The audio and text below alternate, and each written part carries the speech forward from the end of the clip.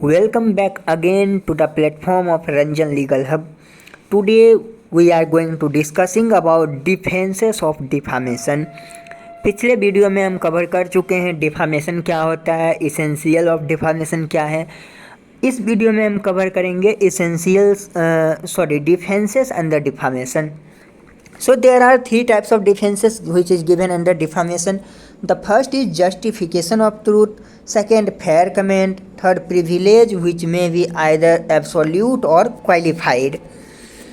अब हम देखते हैं बारी से कि क्या होता है जस्टिफिकेशन ऑफ ट्रूथ, यानी कि डिफामेशन तब डिफामेशन नहीं होगा जबकि अगर आप किसी पर्सन को डिफेम कर रहे हैं और आप ये प्रूव कर देते हैं कि हाँ मैंने जो स्टेटमेंट दिया है वो सही है. क्योंकि डिफामेशन के लिए क्या ज़रूरी है, इसके एसेंशियल्स में हम पढ़े हैं कि word must be untrue, false.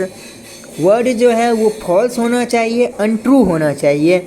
लेकिन यहाँ अगर आप किसी पर्सन को डिफेम करते हैं, कोई वर्ड ऐसा है जो कि जिससे कि किसी पर्सन का डिफामेशन हो रहा है, लेकिन अगर आप उसको प्रूव कर देते हैं कि दिस वर्ड इज़ ट्रू, इसका एक जस्टिफिकेशन आप दे देते हैं, तो वो डिफामेशन के अंदर नहीं आएगा और आप डिफामेशन के लिए लायबल नहीं होंगे.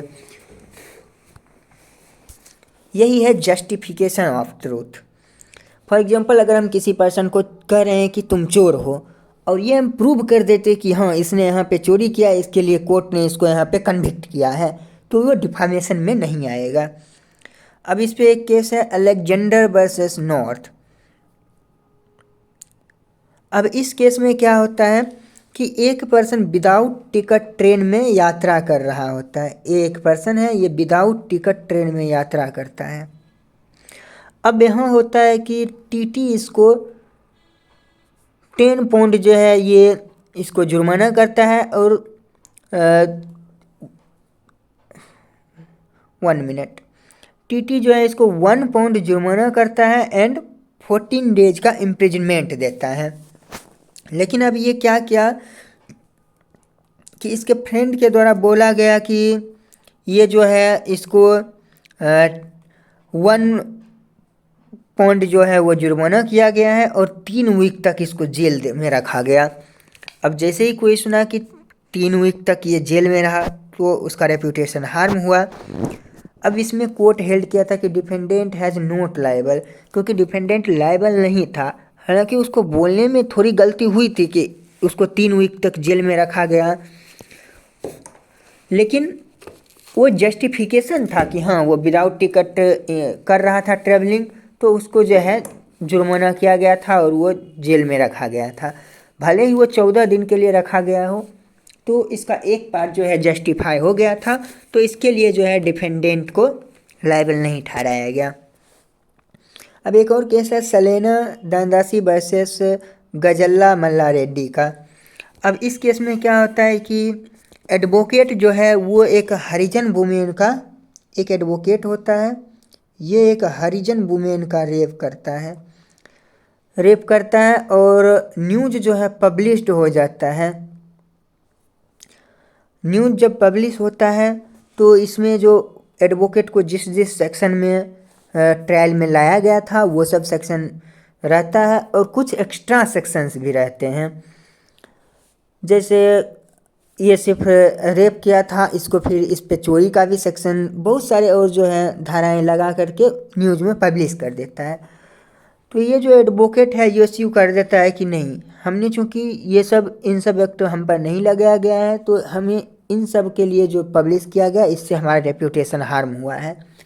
तो कोर्ट हेल्ड किया था कि प्लेंटिफ जो है वो डैमेज के लिए इंटाइटल्ड है और डिफेंडेंट लायबल होगा फॉर द डिफामेशन.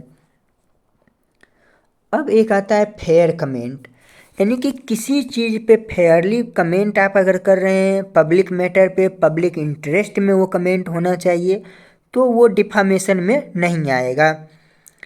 अब इसके डिफेंस लेने के लिए कुछ इसेंशियल्स भी हैं, जैसे कि इट मस्ट बी कमेंट, एक कमेंट होना चाहिए. The comment must be fair, comment जो है वो फेयर होना चाहिए.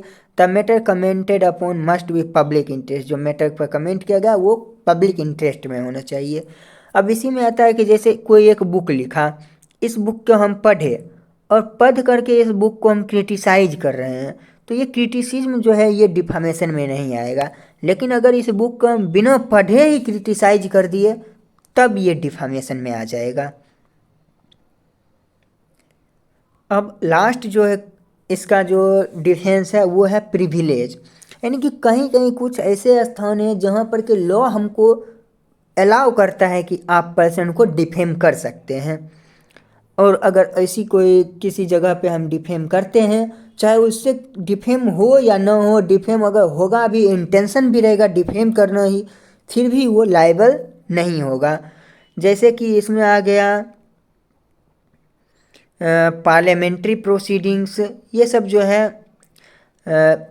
एक आ गया आपका पार्लियामेंट्री प्रोसीडिंग्स, एक आ गया जुडिशियल प्रोसीडिंग्स, एक आ गया आपका स्टेट कमेंट, यानी स्टेट किसी मैटर पे कमेंट कर रहा है, तो ये सब जगह पे प्रिविलेज मिला हुआ है। क्योंकि पार्लियामेंट में जब कोई सेशन होता है तो उसमें अपोजिशन के लीडर, जो पार्टी में लीडर हैं, उसको बहुत सारा ऐसा स्टेटमेंट देते हैं जिससे उनका डिफामेशन होता है, लेकिन ये उनका प्रिविलेज है, तो ये प्रिविलेज मिला हुआ है, इसीलिए वो डिफामेशन के लिए लाइबल नहीं हो सकते हैं। So that's all about defences under defamation. So आज हम डिफामेशन का फुल्ली कवर कर चुके हैं। इससे पहले कि आप इस वीडियो को देखें, इससे पहले जो दो है, एक what is defamation and second is essentials for defamation, उन दोनों वीडियो को देखने के बाद ही इसको देखें, then you understand better. So that's all about defamation about my end. So thank you.